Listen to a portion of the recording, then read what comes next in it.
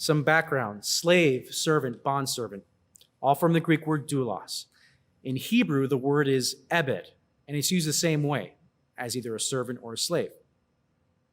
If you've read through the first 5 books of the Bible, the Pentateuch, you've come across some disturbing statements and realities. You know that Abraham owned slaves. You know that in Exodus, Leviticus, and Deuteronomy, there are rules and regulations of how to treat slaves, how to treat your slaves. As if slavery is an inevitable part of society. So how should a Christian today encounter such passages? First, we must understand that because of the fall, because sin has entered the world in the fall, something can exist that was not designed by God to be that way. Because of the fall, something can exist that was not designed by God to be that way. So God can regulate that thing that exists because of the fall, yet have not designed it. Another example of this would be divorce. In the Old Testament, we find rules and regulations about how to properly have a divorce. But that does not mean that God designed divorce or that God wanted divorce. Divorce is a result of the fall. Likewise, slavery is a result of the fall. It is what happens when sin infiltrates the relationship that an employee has with their employer. And God, in his sovereign will, for his reasons, allowed and allows slavery to exist in different forms. As long as God allows sinners to exist, slavery will exist. You may not know this, but currently, today in the world, there are 40 million slaves. There are more slaves today than ever in history. About 70% of those slaves are women. Second, slavery, as we find in the Old and New Testament, did not resemble the slavery that you and I think of when we hear the word slavery. We typically think of slavery as it was practiced in the antebellum South.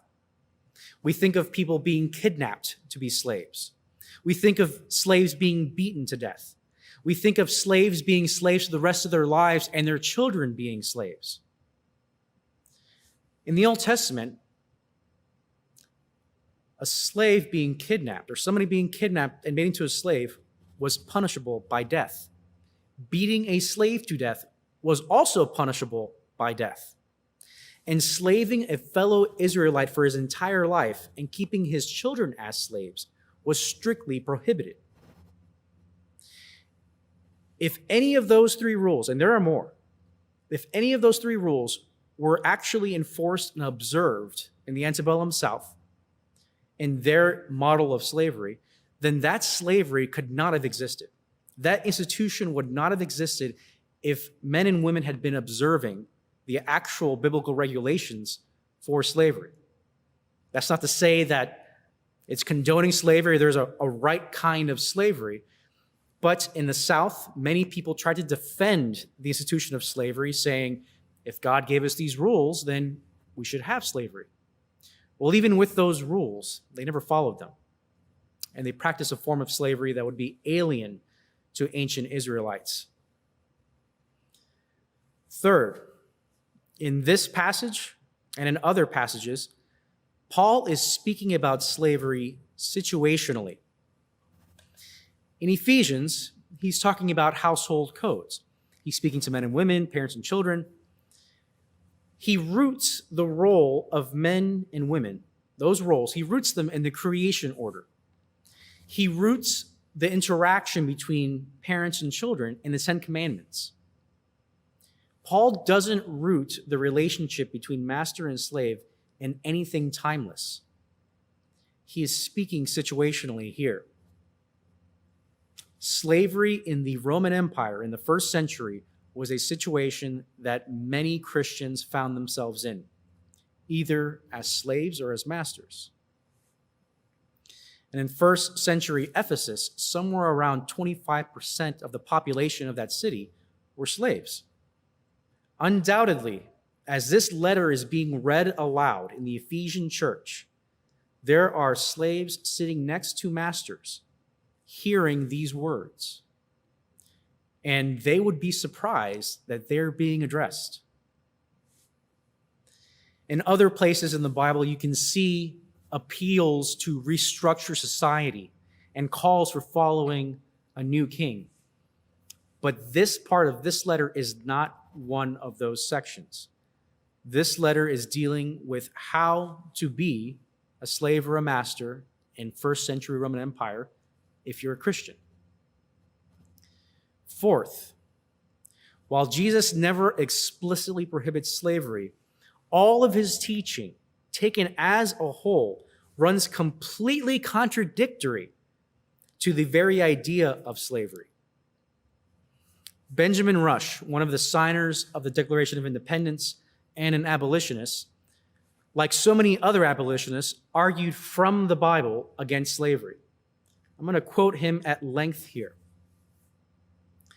Although Christ does not call upon masters to emancipate their slaves, or slaves to assert that liberty wherewith God and nature had made them free, yet there is scarcely a parable or a sermon in the whole history of his life, but that contains the strongest arguments against slavery.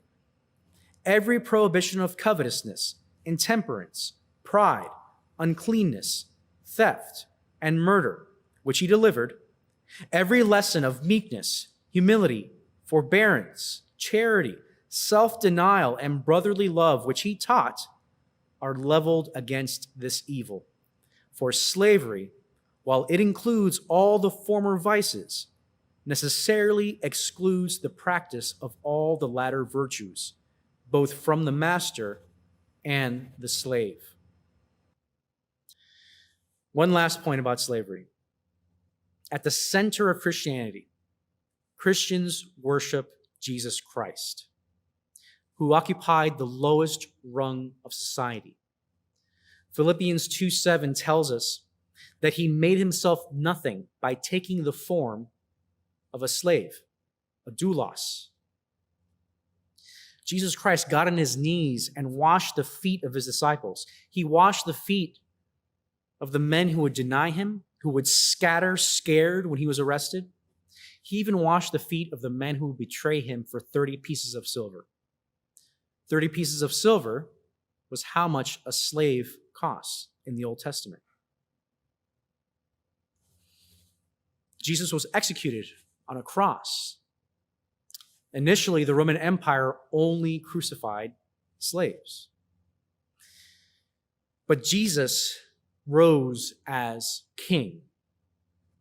And Jesus rose from the dead to free us from sin.